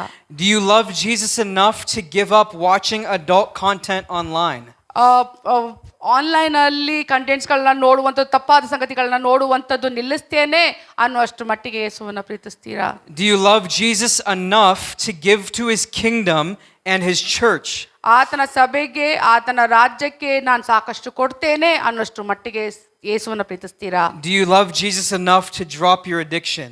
ನಿಮ್ಮ ದುಶ್ಚಟಗಳನ್ನ ನಾನು ಬಿಟ್ಕೊಡ್ತೇನೆ ಅನ್ನೋಷ್ಟು ಮಟ್ಟಿಗೆ ಯೇಸುವನ್ನ ಪ್ರೀತಿಸ್ತೀರಾ? Do you love Jesus enough to not worship money? ಹಣವನ್ನ ನಾನು ಆರಾಧನೆ ಮಾಡುವುದಿಲ್ಲ ಅನ್ನೋಷ್ಟು ಮಟ್ಟಿಗೆ ಯೇಸುವನ್ನ ಪ್ರೀತಿಸ್ತೀರಾ? And do you love Jesus enough to spend time with him even after you're tired coming home from work, or school. ನಿಮ್ಮ ಕೆಲಸವನ್ನ ಮುಗಿಸ್ಕೊಂಡು ನಿಮ್ಮ ಮನೆ ಕೆಲಸವನ್ನು ಮುಗಿಸ್ಕೊಂಡು ಎಲ್ಲ ಸುಸ್ತಾಗಿದ್ರು ಕೂಡ ನಾನು ಕರ್ತನ ಜೊತೆ ಸಮಯ ಕಳಿತೀನಿ ಅನ್ನೋಷ್ಟು ಮಟ್ಟಿಗೆ ಯೇಸುವನ್ನ ಪ್ರೀತಿಸ್ತೀರಾ? Is Jesus worth your time? Is he worth your blood, sweat and tears? ನಿಮ್ಮ ಪ್ರೀತಿ, ನಿಮ್ಮ ಸಮಯ, ನಿಮ್ಮ ಕಣ್ಣೀರಿಗೆ ಆತನ ಜೊತೆ ಸಮಯ ಕಳೆಯುವುದಕ್ಕೆ ಆತನು ಅರ್ಹನು, ಆತನು ಯೋಗ್ಯನು ಅಂತ ಪರಿಗಣಿಸ್ತೀರಾ? Whatever it might be for you, whatever is taking priority over Jesus. ನಿಮ್ಮ ಜೀವಿತದಲ್ಲಿ ಯಾವುದೆಲ್ಲ ವಿಷಯಗಳು ಯೇಸುವನ್ನ ಹೊರತುಪಡಿಸಿ ಪ್ರಾಮುಖ್ಯತೆ ಕೊಡ್ತಾ ಇರೋದಾದ್ರೆ, Do you love him enough to sacrifice that thing for him? ಆ ಎಲ್ಲ ಸಂಗತಿಗಳನ್ನ ತ್ಯಾಗ ಮಾಡುವಷ್ಟು ಯೇಸುವನ್ನ ಪ್ರೀತಿಸ್ತೀರಾ? Amen. And I want everybody to close their eyes, please. ದಯವಿಟ್ಟು ನೀವೆಲ್ಲರೂ ನಿಮ್ಮ ಕಣ್ಣುಗಳನ್ನ ಮುಚ್ಕೊಳ್ಳಿ ಅಂತ ಕೇಳ್ಕೊತೇನೆ. Nobody should look around at all. ಯಾರು ಕೂಡ ಸುತ್ತಮುತ್ತಲು ನೋಡಬಾರದು. And I want anybody who has this message might have convicted, ಯಾರಿಗಾದ್ರೂ ಈ ಸಂದೇಶ ನಿಮ್ಮ ಮನಸ್ಸಿನಲ್ಲಿ ಮನವರಿಕೆ ಮಾಡಿದ್ರೆ, if there's something in your life that takes precedent over Jesus, ನಿಮ್ಮ ಜೀವಿತದಲ್ಲಿ ಯೇಸುವನ್ನು ಹೊರತುಪಡಿಸು ಬೇರೆ ಒಂದು ವಿಷಯಗಳಿಗೆ ಪ್ರಾಮುಖ್ಯತೆಯನ್ನು ಕೊಟ್ಟಿರುವುದಾದ್ರೆ, if you want his love to come in and rapture you and you want to love him evermore, ಆತನ ಪ್ರೀತಿ ನಿಮ್ಮನ್ನ ಸೆರೆ ಹಿಡಿಯಲಿ, ಈಗಿನಿಂದ ನಾನು ಆತನ ಹೆಚ್ಚಾಗಿ ಪ್ರೀತಿಸ್ತೇನೆ ಅಂತ ಬಯಕೆ ನಿಮ್ಮಲ್ಲಿದ್ರೆ, all eyes, I still see some eyes open, all eyes closed, please. ಎಲ್ಲರ ಕಣ್ಣುಗಳು ಮುಚ್ಚಲ್ಪಡಲಿ. ಇದು ಗಂಭೀರವಾದ This is a holy moment. This is a holy moment. ಪರಿಶುದ್ಧವಾದ ಸಮಯ. So anybody under the sound of my voice who needs to raise their hand right here, I want to pray for you. ನೀವು ಇದ್ದಂಥ ಸ್ಥಳದಲ್ಲೇ ನನ್ನ ಸ್ವರವನ್ನ ಕೇಳಿದ್ದೀರಾ, ನೀವು ಅಂತ ವ್ಯಕ್ತಿಗಳಾಗಿದ್ರೆ ನಿಮ್ಮ ಕೈಗಳನ್ನ ಮೇಲೆತ್ತಬಹುದು. Hallelujah. Thank you, Jesus, in the mighty name of Jesus. ಯೇಸು ಕ್ರಿಸ್ತನ ಪರಾಕ್ರಮಶಾಲಿಯಾದ ನಾಮದಲ್ಲಿ. Lord, you see those hands. ಕರ್ತನೇ, ನೀ ಈ ಕೈಗಳನ್ನ ನೋಡ್ತಿದೀಯಾ? Jesus, I thank you, God, how much you love your people. ಕರ್ತನೇ, ನನಗೆ ವಂದನೆ ಸಲ್ಲಿಸ್ತೇನೆ, ನೀನು ಎಷ್ಟು ಮಟ್ಟಿಗೆ ನಿನ್ನ ಜನರನ್ನ ಪ್ರೀತಿಸ್ತೀಯಾ. Jesus, I thank you, Lord, that your love will enrapture them. ಕರ್ತನೇ, ನಿನ್ನ ಪ್ರೀತಿಯು ಅವರನ್ನು ಆವರಿಸುತ್ತದೆ, ಅದಕ್ಕಾಗಿ ವಂದನೆ. Jesus, I thank you, Father God, that you will fill them with a love everlasting. ನಿನ್ನ ಶಾಶ್ವತವಾದ ಪ್ರೀತಿಯಿಂದ ಕರ್ತನಾದ ನೀನು ಆವರಿಸು, ಅದಕ್ಕಾಗಿ ನಿನಗೆ ಸ್ತೋತ್ರ. I rebuke anything in their life that is trying to come against them. ಅವರ ಜೀವಿತದಲ್ಲಿ ಇರುವಂತ ಯಾವುದೇ ವಿಷಯಗಳು ಅವರ ವಿರುದ್ಧವಾಗಿ ಬರುವಂತದ್ದನ್ನ ನಾನು ಗದರಿಸ್ತೇನೆ. Any demonic influence be broken in the mighty name of Jesus. ಎಲ್ಲ ರೀತಿಯಾದ ಒಂದು ಪ್ರಭಾವ ಬೀರುವಂತ ಸಂಗತಿಗಳನ್ನ ಮುರಿಯಲ್ಪಡಲಿ ಅಂತ ನಾನು ಕೇಳ್ಕೊಳ್ತೇನೆ. Devil, I speak to you right now and I command you to take your hand off their life. ಸೈತಾನನೇ, ನಿನ್ನ ಜೊತೆಲಿ ಮಾತನಾಡ್ತಾ ಇದ್ದೇನೆ, ನಿನ್ನ ಕೊಳಕೈಗಳನ್ನ ತೆಗೆದುಹಾಕು ಅಂತ ಆಜ್ಞಾಪಿಸ್ತೇನೆ. Lord, would you touch them with your mighty hand? ನಿನ್ನ ಪರಾಕ್ರಮಶಾಲಿಯಾದ ಹಸ್ತದಿಂದ ಅವರನ್ನ ಮುಟ್ಟು ಅಂತ ಕೇಳ್ಕೊಳ್ತೇನೆ. Lord, fill them with your presence. ನಿನ್ನ ಸಾನ್ನಿಧ್ಯದಿಂದ ಅವರನ್ನ ತುಂಬಿಸು. Jesus, highlight exactly what you want them to take out of their life. ಕರ್ತನೇ, ನೀನು ಅವರ ಜೀವಿತದಲ್ಲಿ ಯಾವ ಸಂಗತಿಗಳನ್ನ ತೆಗೆದು ಹಾಕಲ್ಪಡಬೇಕು ಅಂತ ಬಯಸ್ತೀಯೋ ಅದನ್ನ ಆ ಸಂಗತಿಗಳು ಮಹತ್ವದ ವಿಷಯಗಳು ಕಾಣಲ್ಪಡಲಿ ಕರ್ತನಾದ ದೇವರೇ. Fill them with zeal, ನಿನ್ನ ಆಕಾಂಕ್ಷೆಯಿಂದ ಅವರನ್ನ ತುಂಬಿಸು, with passion, ನಿನ್ನ ಆಸೆಯಿಂದ, and a burning love that will never be quenched. ಆ ಒಂದು ಉರಿಯುವಂತ ಪ್ರೀತಿ, ಎಂದಿಗೂ ನಂದದಂತ ಪ್ರೀತಿ ಅವರಲ್ಲಿ ಉರಿಯಲಿ. Lord, bring them into intimacy with you. ನಿನ್ನ ಒಂದು ಜೊತೆಗೆ ಆಂತರಿಕವಾದ ಸಂಬಂಧದಲ್ಲಿ ಕರೆತರುವಂತೆ. Lord, I pray even right now in the night hours or in the morning, Lord, you'd call them awake to enter into your presence. ನಾನು ಪ್ರಾರ್ಥನೆ ಮಾಡ್ತೇನೆ, ರಾತ್ರಿಯ ಸಮಯದಲ್ಲಿ, ಅತಿ ಮುಂಜಾನೆಯ ಸಮಯದಲ್ಲಿ ನೀನು ಅವರನ್ನ ಎದ್ದೇಳಿಸು, ನಿನ್ನ ಜೊತೆಯಲ್ಲಿ ಆ ಸಂಬಂಧದ ಬಾಂಧವ್ಯದಲ್ಲಿ ಕಾಲ ಕಳೆಯುವಂತೆ ನೀನು ಮಾಡು. I thank you, Jesus, that you see the repentance. ನಾನು ನಿನಗೆ ವಂದನೆ ಸಲ್ಲಿಸ್ತೇನೆ, ನೀನು ಅವರ ಪಶ್ಚಾತ್ತಾಪವನ್ನ ಕಾಣ್ತಿದ್ದೀಯಾ. And you did it for me. Your mercy was sufficient for me. ನಿನ್ನ ಕರುಣೆ, ನಿನ್ನ ಒಂದು ಕೃಪೆ ನನಗೆ ಸಾಕಾಗಿತ್ತು, ನೀನು ನನಗೋಸ್ಕರ ಅದನ್ನ ಮಾಡಿದೆ. And I thank you, God, that it's sufficient for them. ಕರ್ತನೇ, ನಿನಗೆ ವಂದನೆ ಸಲ್ಲಿಸ್ತೇನೆ, ಅದೇ ಕರುಣೆ ಕೃಪೆಯು ಅವರಿಗೂ ಕೂಡ ಸಾಕು. And you begin to speak to them. ನೀನು ಅವರ ಜೊತೆ ಮಾತನಾಡಿಸಿದನಿದ್ದೆ, ಅದಕ್ಕಾಗಿ ಸ್ತೋತ್ರ. Set them on your purpose that you have for their life. ನೀನು ಅವರ ಜೀವಿತಕ್ಕಾಗಿ ಇಟ್ಟಿರುವಂತ ಉದ್ದೇಶ, ಗುರಿಗಳ ಹಿಂದೆ ಹೋಗುವಂತೆ ನಡೆಸುತ್ತೀಯಾ. Bring peace, joy, and clarity into their life. ಅವರ ಜೀವಿತದಲ್ಲಿ ಸಮಾಧಾನ, ಸಂತೋಷ, ಸ್ಪಷ್ಟತೆಯನ್ನ ತೆಗೆದುಕೊಂಡು ಬಾ. In Jesus' name I pray. ಯೇಸುವಿನ ನಾಮದಲ್ಲಿ ಬೇಡ್ತೇನೆ. Amen. Amen. If you had your hands raised, I encourage you to daily enter into the presence of God. ಯಾರೆಲ್ಲ ನಿಮ್ಮ ಕೈಗಳನ್ನ ಎತ್ತಿದ್ರಿ, ನೀವು ಪ್ರತಿನಿತ್ಯವೂ ಆತನ ಸಾನ್ನಿಧ್ಯಕ್ಕೆ ಪ್ರವೇಶ ಮಾಡಿ ಧೈರ್ಯವಾಗಿ ಅಂತ ಹೇಳ್ತಾನೆ. That's the only way I was able to defeat the enemy over my life. ಅದೊಂದೇ ನನಗೆ ಮಾರ್ಗವಾಗಿತ್ತು ನನ್ನ ಜೀವಿತದ ಸಂಗತಿಗಳ ಮೇಲೆ ಜಯಿಸುವುದಕ್ಕೆ. Because I don't just need him every other Sunday, every Sunday. I need him every single day. ನನಗೆ ಭಾನುವಾರದ ಮಾತ್ರ ಇನ್ನೊಂದು ಭಾನುವಾರ ಮಾತ್ರ ನನಗೆ ದೇವರು ಬೇಕು ಅಂತ ಅನ್ನುವಂಥದ್ದಲ್ಲ. ಪ್ರತಿನಿತ್ಯವೂ ಪ್ರತಿ ಕ್ಷಣವೂ ಯೇಸು ನನಗೆ ಬೇಕು. Amen. ಆಮೆನ್. Amen.